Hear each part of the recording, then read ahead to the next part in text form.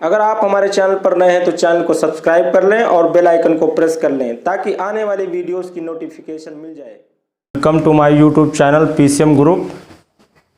आज हम आप लोगों को लेसन नंबर 2 में जो कुछ हेडिंग्स रह गई थी वो बताते हैं और इसमें आप लोग देख सकते हैं कि इसमें आज हम आप लोगों को बताएंगे भौतिक एवं रासायनिक परिवर्तन। भौतिक एवं रासायनिक परिवर्तन, इससे रिलेटेड क्वेश्चन पेपर में कुछ ना कुछ पूछा जाता है और ये एग्ज़ाम के लिए भी इम्पॉर्टेंट है, इसलिए आप देख सकते हैं इसको।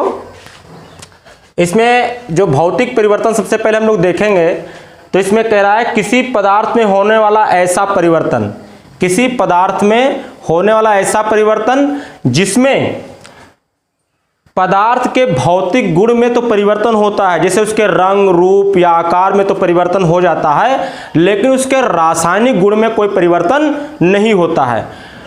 जब रासायनिक गुण में कोई परिवर्तन नहीं होता है और केवल उसका रंग रूप ही बदलता है, यानी तो इस प्रकार के जो परिवर्तन होते हैं उनको हम बोलते हैं भौतिक परिवर्तन।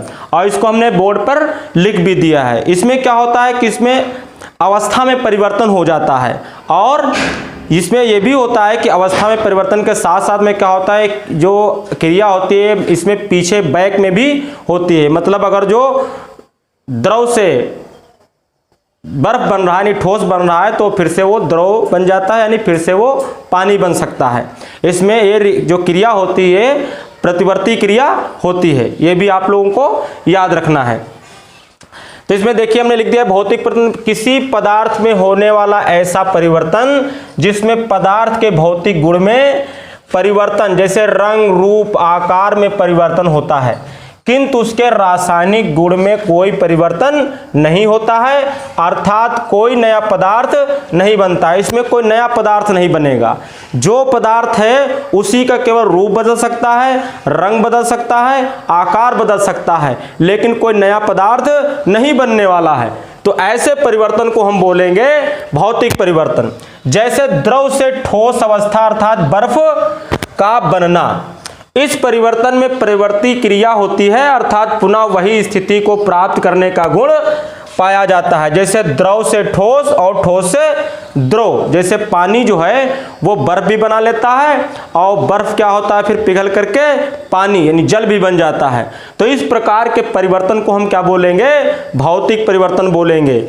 इसमें आप लोगों को ये याद रखना है कि इसमें क्या होता है बैक में अवस्था भी वही आ सकती है और इसमें कोई नया पदार्थ नहीं बदलेगा, भले उसको काट काट के उसके टुकड़े कर दें, लेकिन अगर वही चीज रहती है कुछ बदलता है। जैसे पेड़ को अगर हम काट दें और टुकड़े उसके कर दें तो पेड़ जो काटना हो जाएगा वो आपका क्या हो जाएगा, भौतिक परिवर्तन में आ जाएगा। क्यों? क्योंकि वो पेड़ में कोई उसमें रासायनिक क्रिया नहीं, कोई नया पदार्थ नहीं बना है, वो लकड़ी थी लकड़ी ही रहेगी, कुछ नया पदार्थ नहीं बनेगा। इस तरीके से हम और देख सकते हैं। अब देखेंगे हम रासायनिक परिवर्तन। तो रासायनिक परिवर्तन में क्या होता है, जब कोई पदार्थ किसी अन्य पदार्थ से मिलकर के कोई नया पदार्थ बनाता है या कोई पदार्थ दो या दो से अधिक पदार्थों में वियोजित हो जाता है तो ऐसे परिवर्तन को हम क्या बोलते हैं, रासायनिक परिवर्तन बोलते हैं। जैसे कह सकते हैं लकड़ी का जलना। अब लकड़ी जब जल जाती है तो आप देखते हैं उससे क्या हो जाती है, उससे हमको उष्मा मिल जाती है, उससे हमको राख मिलेगी। अब अगर हम चाहें तो उसको फिर से लकड़ी में परिवर्तित करना चाहें तो परिवर्तन नहीं कर सकते उसका। तो इस प्रकार के जो परिवर्तन होंगे वो सब कैसे परिवर्तन हो जाएंगे हमारे, वो सब रासायनिक परिवर्तन हो जाएंगे। भौतिक परिवर्तन में कुछ भी नया पदार्थ नहीं बनेगा, जो है वही रहेगा, केवल रंग रूप आकार बदलेगा। लेकिन रासायनिक परिवर्तन में नया पदार्थ बनेगा, इस बात को याद रखेंगे और इसको ध्यान में रखेंगे, क्योंकि कभी कभी पेपर में ऐसे क्वेश्चन दे देते हैं कि 5-6 चीजें दी हुई हैं, उनमें से छांटना होता है कि कौन किसमें जो है रासायनिक परिवर्तन हो रहा है और किसमें भौतिक परिवर्तन हो रहा है। यहां हमने एक नोट्स लिख दिया, आप देख सकते हैं मोमबत्ती के जलने की जो प्रक्रिया में भौतिक व रासायनिक दोनों परिवर्तन होते हैं। मोमबत्ती का जलना होता है इसमें रासायनिक भी परिवर्तन होता है और भौतिक भी परिवर्तन होता है। क्यों होता है? क्योंकि जो मोमबत्ती होती है अगर हम चाहें तो वो जलाने के बाद वो उष्मा में भी कन्वर्ट हो सकती है, लेकिन कुछ मोमबत्ती की जो मात्रा है वो बच जाती है तो हम चाहें तो उसको मोमबत्ती को फिर से उसी तरीके की बना सकते हैं। इस तरीके से मोमबत्ती में जो जलने की क्रिया ऊष्मा मिलती है वो तो रासायनिक परिवर्तन हो जाएगा, लेकिन जो बच जाती है मोमबत्ती फिर से बना सकते हैं वो क्या हो जाएगा, भौतिक परिवर्तन हो जाएगा। इसलिए मोमबत्ती के जलने की जो प्रक्रिया में होती है वो भौतिक और रासायनिक दोनों प्रक्रियाओं को डिनोट करती है। इस तरीके से आप लोग इसको देखिए और इसका नोट्स बना लीजिए और स्क्रीनशॉट ले लीजिए। इसके बाद हम आप लोगों को जो पेज नंबर 27 पे कुछ क्वेश्चंस दिए हैं वो आपको बताते हैं और देखिए इन क्वेश्चंस को। इसमें पहला जो क्वेश्चन दिया वो कह रहा है निम्न को रासायनिक और भौतिक परिवर्तनों में वर्गीकृत करें।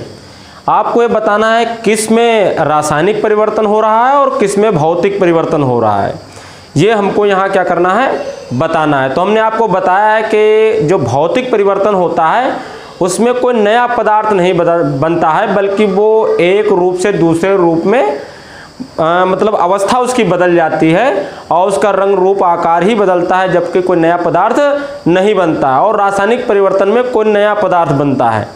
तो इसमें देखिए अगर हम यहाँ देखेंगे तो हम देख सकते हैं कि इसमें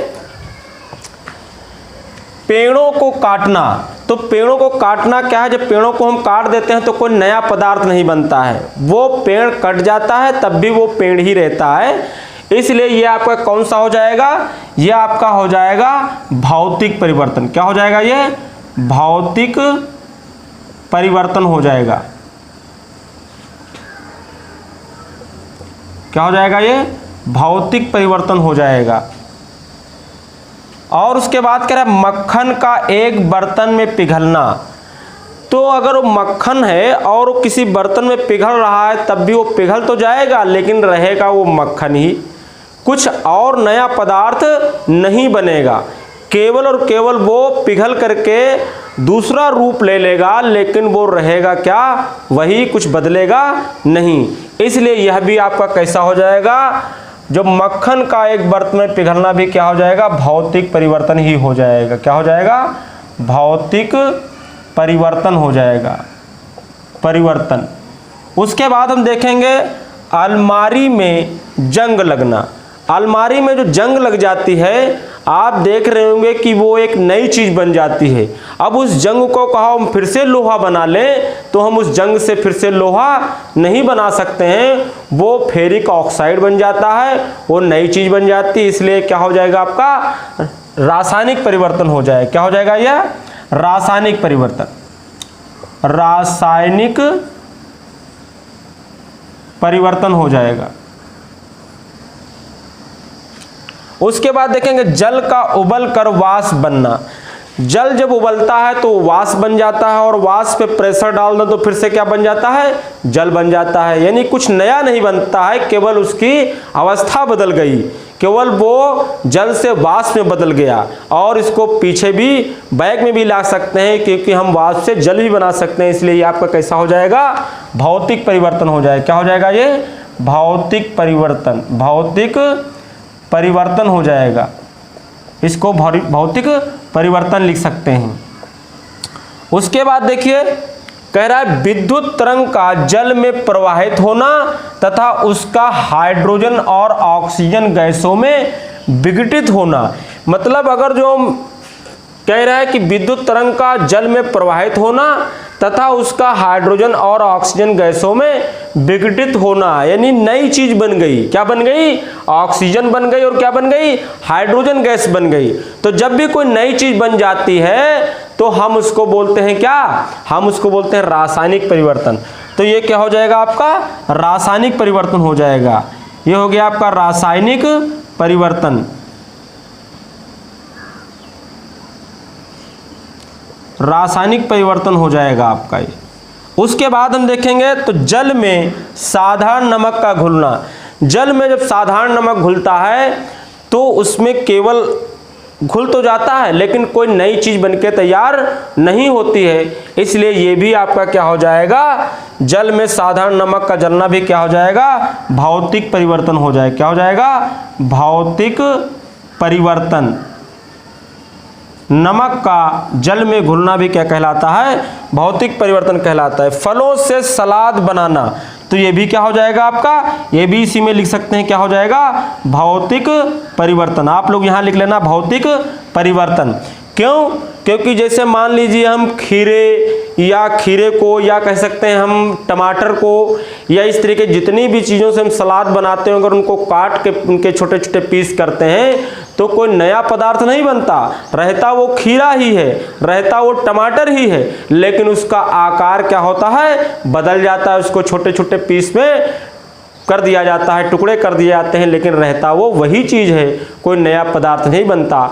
इसलिए फलों से सलाद बनाना क्या हो जाएगा आपका? भौतिक परिवर्तन ही होगा। इसके बाद इसका जो क्वेश्चन नंबर 2 का नहीं, इसी में क्वेश्चन नंबर जो इसका लास्ट है, लकड़ी और कागज का जलना। जब कोई चीज़ जल जाती है तो उससे हमको राख मिलती है, उससे हमको उष्मा मिलती है, तो वो नई चीज़ बन जाती है। अब हम राख उष्मा को इकट्ठा करके सोचें फिर से लकड़ी बना देंगे तो वो नहीं बन सकती। इसलिए ये आपका क्या हो जाएगा? रासायनिक परिवर्तन हो जाएगा। क्या हो जाएगा? यहाँ लिख सकते हैं रासायनिक परिवर्तन। रासायनिक परिवर्तन हो जाएगा, रासायनिक परिवर्तन। तो इस प्रकार इसके सारे हमने क्वेश्चंस को आपको क्या कर दिया है? बता दिया। आप इसको अच्छी तरीके से नोट्स कर लेना और इनको समझ लेना, और आप एक बार इसकी हेडिंग को पढ़ेंगे रासायनिक और भौतिक परिवर्तन की, उसके बाद इस क्वेश्चंस को करेंगे और आपके लिए आसानी हो जाएगी। इसके बाद इसका लास्ट क्वेश्चन देखते हैं। इसमें कह रहा है, क्वेश्चन नंबर 2 में कह रहा है, अपने आसपास की चीजों को शुद्ध पदार्थ या मिश्रण से अलग करने का प्रयत्न करें। यानी हमारे कुछ आसपास जो चीजें हैं उनको हमको शुद्ध और मिश्रण में क्या करना है? मतलब शुद्ध पदार्थ और मिश्रण में क्या करना है? अलग करना है।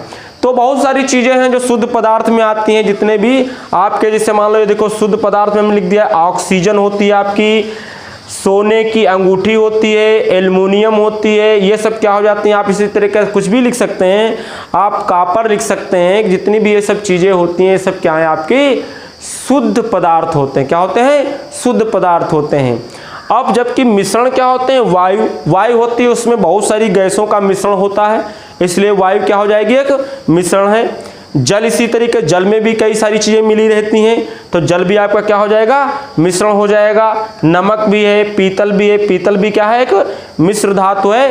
तो इस तरीके से ये मिश्रण में आएंगे और ये किस में आएंगे? शुद्ध पदार्थ में आएंगे। इसको आप अच्छी तरीके से पढ़ लीजिए और इसका स्क्रीनशॉट ले सकते हैं।